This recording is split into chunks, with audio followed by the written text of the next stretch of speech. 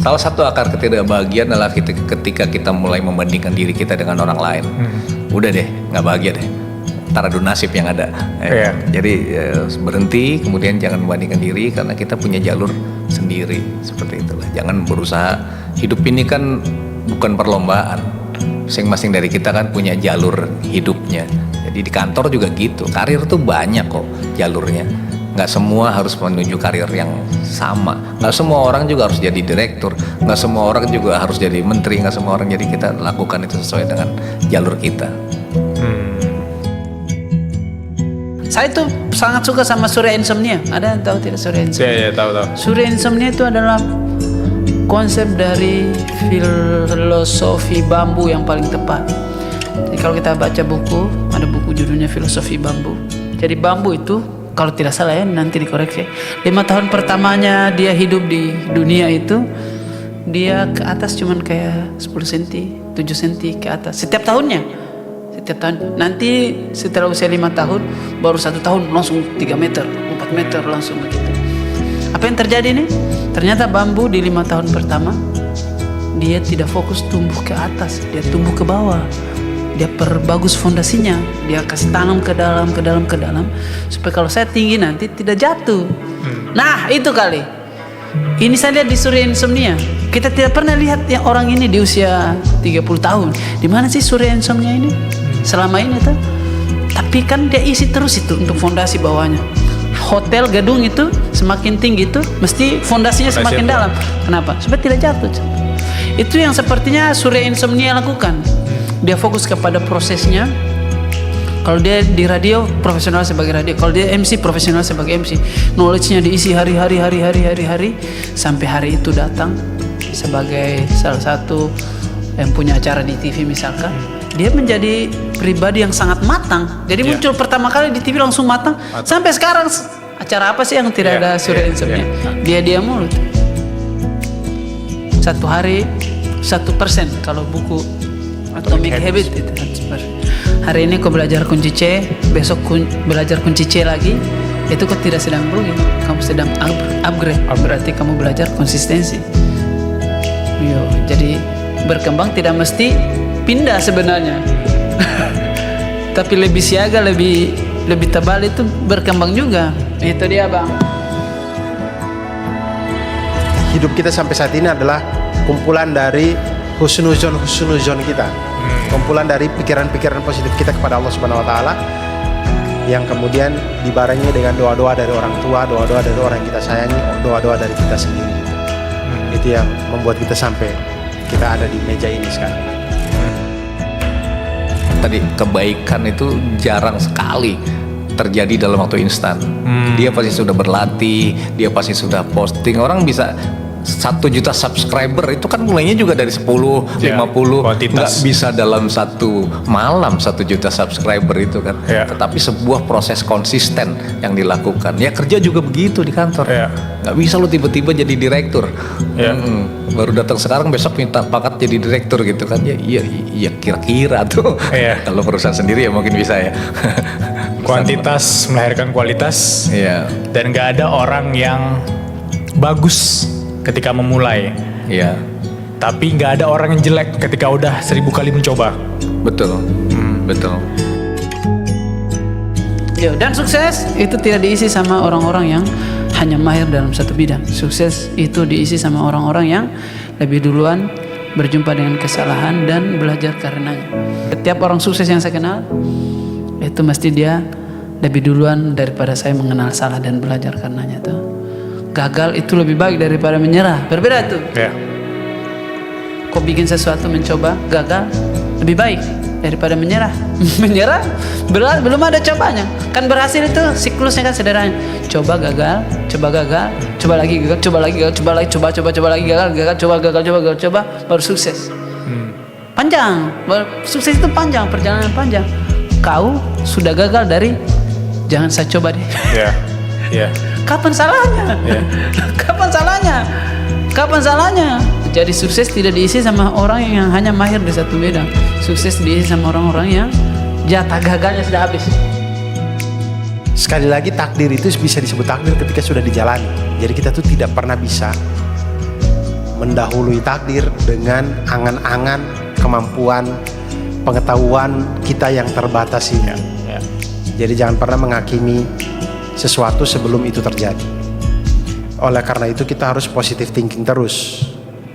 Nah, positive thinking inilah positive thinking yang kita kumpulkan, husnuzon yang kita kumpulkan terhadap takdir, terhadap apa yang akan terjadi pada kita inilah yang mungkin dia bisa membuat kita menjadi orang yang beruntung.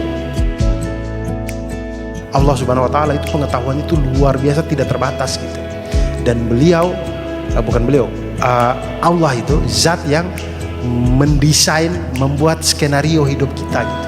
Kalau taruhlah orang tua yang mendesain hidup kita aja sering mengatakan bahwa saya lebih tahu dari kamu, percaya aja.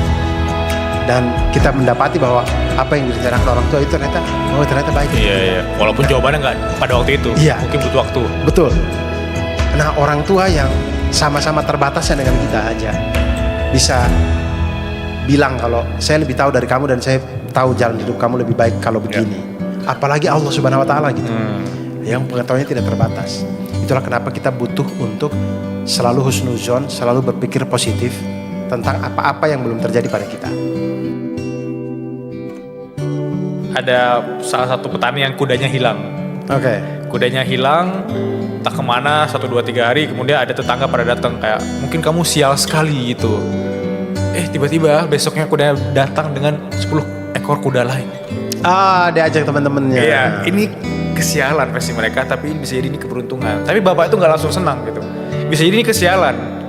10 kuda tadi ternyata dinaiki sama anak-anaknya pada jatuh, pada patah pinggang gitu. Kesialan atau keberuntungan? Belum tahu katanya. Tiba-tiba besoknya datang para kekaisaran ke tempat itu, katanya mengumumkan bahwa setiap pemuda itu harus ikut perang. Orang-orang sedih dong anak-anaknya ikut perang gitu. Kesialan atau keberuntungan? Kesimpulannya yaitu kadang kayak Abu bilang tadi, siapa tahu yang kamu anggap kesialan hari ini, seminggu kemudian, sebulan kemudian kamu anggap itu keberuntungan gitu. Jangan pernah ngejudge apapun yang kamu alami hari ini. Jangan cepat ambil kesimpulan itu. Jadi pengen sesuatu itu belum tentu bagus buat kamu juga. Jadi yang kamu pikir itu bagus buat kamu belum tentu. Jadi dulu saya banyak berpikir kalau saya begini pasti saya begini, saya begini pasti begini, belum tentu.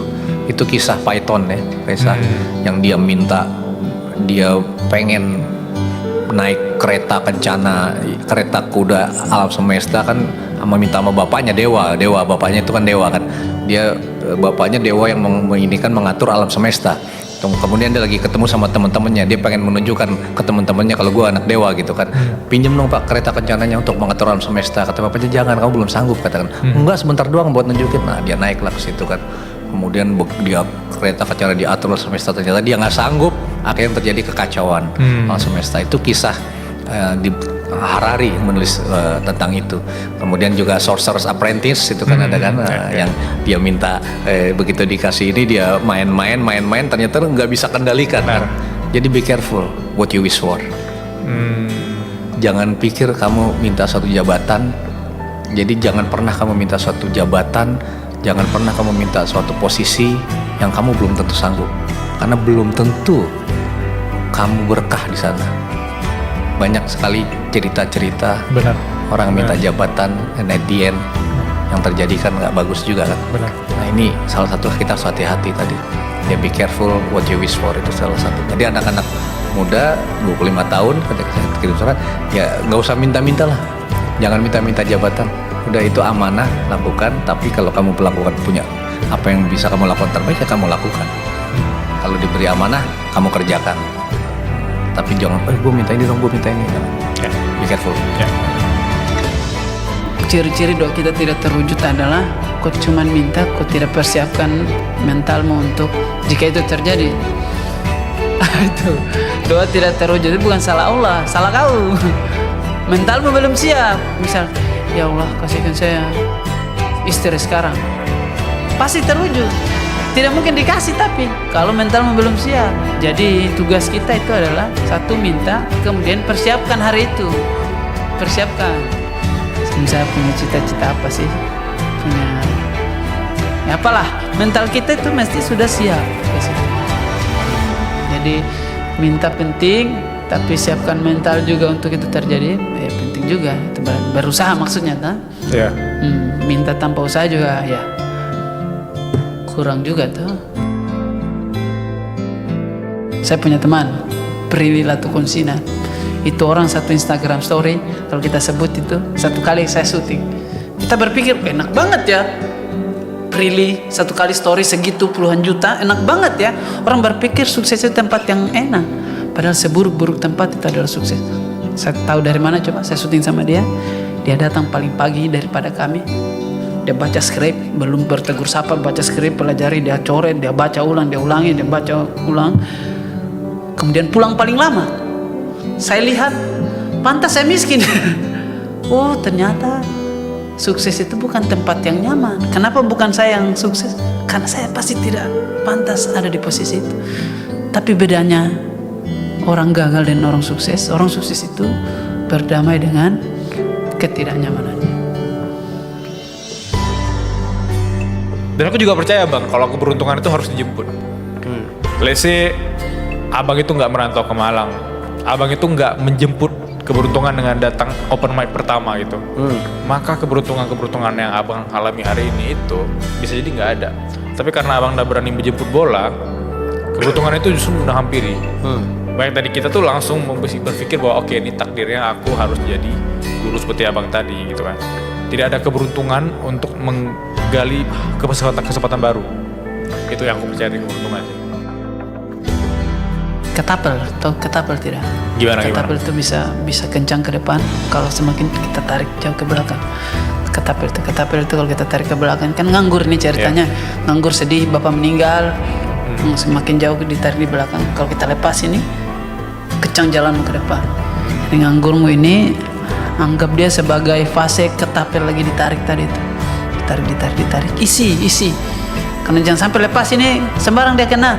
Kita tidak punya knowledge dah. Itu deh. Jadi isi nganggurmu dengan baca buku, upgrade value. Upgrade value. Ya pernah ada cerita tentang Sisyphus, itu kan orang yang dihukum oleh dewa ngangkat batu ke gunung, terus turunin lagi, angkat lagi, turunin lagi seumur dia, seperti itu acara abadi. Itulah hidup kita sebenarnya. Kita dikutuk seperti Sisyphus. Nah, bagaimana kita bisa mencintai, menerima realita itu? Nah, ini yang paling penting sekarang. Jadi lo kalau kerja seperti itu, ya inilah realita kehidupan. At the end, hidup itu selalu berputar, dan itu aja memang selalu berputar. Nah, carilah hal-hal lain ya, terutama untuk menekan hidup kita gitu kan. Tetapi at the end, ya terimalah itu sebagai bagian kehidupan. Itu memang filsafat Nietzsche agak sedikit dark ya. Tetapi buat pada suatu titik ya harus berani mengatakan ya pada kehidupan. Amor fati kalau katanya anak-anak sekarang gitu kan, ya sagen kalau katanya kan. Kalau kita nerima kehidupan yang seneng, ya tentu kita seneng aja. Ya kalau dapat tempat yang di pantai, dapat yang makanannya enak, dapat lokasinya bagus, oh kita seneng. Tapi gimana kalau di tempat yang nggak bagus? Saya ditugaskan di kota terpencil yang jauh dari orang tua. Terus gimana lo mau protes, tetap lo jalanin gitu kan? Ya kalau lo berani resign gitu kan. Tapi nggak semua orang punya luxury untuk resign. Benar. Banyak orang they need the job, terus miserable, ya enggak kan? Nah, disitulah kita harus berani mengatakan ya pada kehidupan. Itulah filosofi terkuat dari Nietzsche ya sebenarnya. Memeluk realita, walaupun itu pahit. Passion itu memiliki arti bagian dari penderitaan. Jadi dia tuh harus datang bersama penderitaan. Arti kata passion dalam bahasa Latin ya, Passio ya. Passio ya kan. Dia harus datang dengan bersama penderitaan kan. Jadi kamu harus siap dengan penderitaan yang jalan bersamanya. Jadi artinya passion itu harus berhati-hati. Ketika kita bilang ini bukan passion saya, siap nggak lo dengan penderitaan di situnya? Kalaupun lo ditaruh di tempat passion lo gitu kan, misalkan di tempat bagian finance gitu kan, passion lo di situ, tapi ternyata ketika kerja lo menghadapi suasana kerja yang kamu juga nggak suka, capek banget pekerjaannya, tiap hari suruh lembur segala macam, nggak siap gitu kan. Jadi passion tapi tidak mau siap dengan penderitaan. Jadi kejarlah passion tapi harus siap. Sukses itu bukan tempat yang nyaman, itu harus kau tahu. Sukses itu ujian.